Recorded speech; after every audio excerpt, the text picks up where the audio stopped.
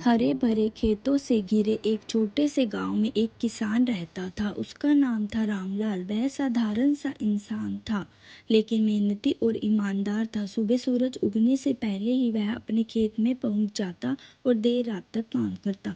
रामलाल का खेत गांव के छोर पर था, जहां घने पेड़ों की कतारें लगी थी। उन्हीं पेड़ों में एक कबूतर का परिवार भी रहता था। कबूतर का नाम था शामू। शामू अपने घोंसले में बच्चों के साथ खुशहाल जीवन जीता था। वह हर रोज खेतों के ऊपर उड़ता और रामलाल को काम करते देखता। धीरे धीरे उसे किसान के प्रति अपनापन महसूस होने लगा। एक दिन की बात है, गर्मियों का मौसम था और लू के थपेड़े खेतों को झुलसा रहे थे। रामलाल अपनी फसल को बचाने के लिए दिन रात पानी खींचकर सिंचाई कर रहा था। उसका शरीर थक चुका था, लेकिन उम्मीद नहीं छोड़ी। शाम ऊपर से यह सब देख रहा था। दिन बीतते गए। कुछ बार ऐसा हुआ कि पास के गांव से कुछ व्यापारी आए। उन्होंने देखा कि रामलाल की फसल इस बार बहुत अच्छी है। उन्होंने तय किया कि किसी तरह उसे सस्ते दाम पर फसल बेचने को मजबूर करेंगे।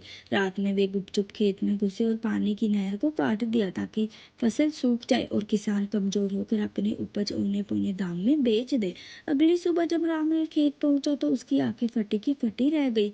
नहर का पानी रुक गया और खेत प्यासा खड़ा था। उसका दिल टूटने लगा। उसने सोचा, अगर समय पर पानी ना मिला तो मेरी मेहनत बर्बाद हो जाएगी। इसी बीच शामू कबूतर से यह सब देखा। उसे समझ आ गया कि काम किसी ने जानबूझकर किया है। उसने तुरंत अपने झुंड के अन्य कबूतरों को इकट्ठा किया। सबने मिलकर मिट्टी और छोटे छोटे कंकड़ उस टूटी जगह पर भरना शुरू कर दिया। घंटों की मेहनत के बाद पानी फिर से बहने लगा। जब रामलाल ने यह देखा तो उसकी आंखों से आंसू निकल गए। उसने आकाश की ओर देखा, जहाँ शामू और उसके साथी पंख फड़फड़ाते हुए उड़ रहे थे। किसान ने हाथ जोड़कर कहा, धन्य हो मेरे पंखों वाले मित्रों, तुमने मेरी मेहनत बचा ली। लेकिन कहानी यही खत्म नहीं हुई। वही व्यापारी जब दोबारा आए तो देखा कि फसल हरी भरी है तो हैरान रह गई। उन्होंने किसान को धमकाना शुरू कर दिया कि अगर तू हमें सस्ते में अनाज नहीं देगा तो तेरे खेत को जला देंगे। उन्होंने कहा। यह सुनकर रामलाल का दिल कांप उठा। वह अकेला था, जबकि सामने कोई लालची लोग थे। तभी अचानक दर्जनों कबूतर आकाश से उतरे और उन व्यापारियों के सिर पर मंडराने लगे। उन्होंने अपने पंखों और चोंच से उन्हें इतना परेशान किया कि वे जान बचाकर भाग निकले।